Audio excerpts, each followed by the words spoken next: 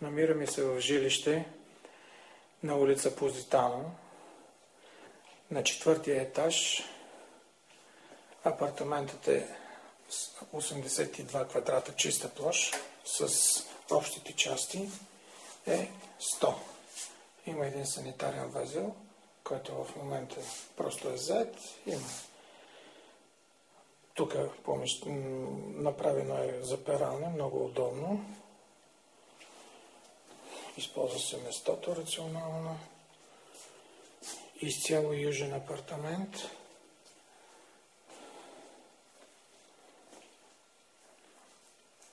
Блокът е свързан към ТЕЦ.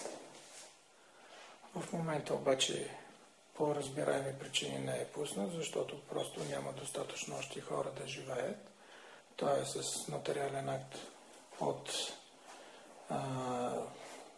края на годината, миналата година, всъщност тази година, която мина, 2011.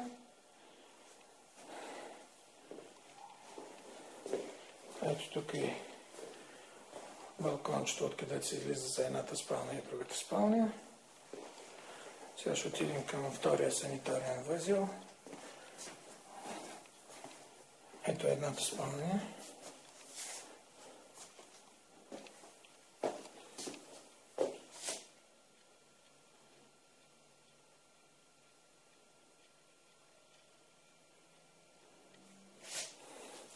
От тук се вижда точно в дъното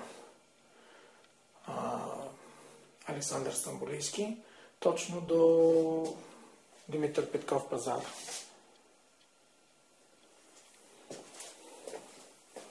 Ето е и банята.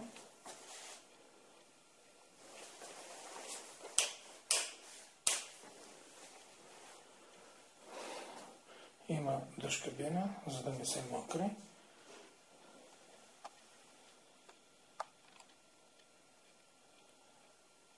Бойлер.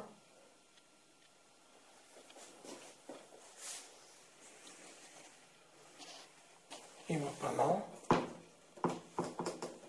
Ето то се вижда.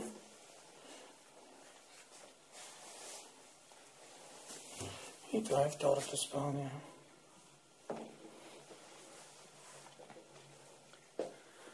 Стените са направени по една много особена технология, която няма нищо общо с другите, тъй като покритието е много твърдо, лъскаво.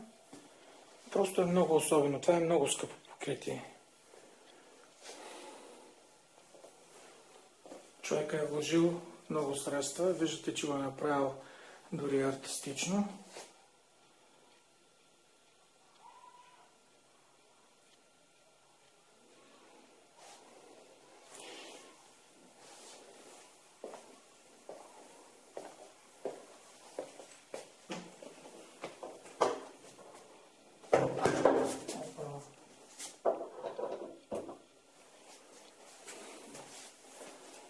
Така, от тук ще излезем на балкона, за да погледнем, да видим.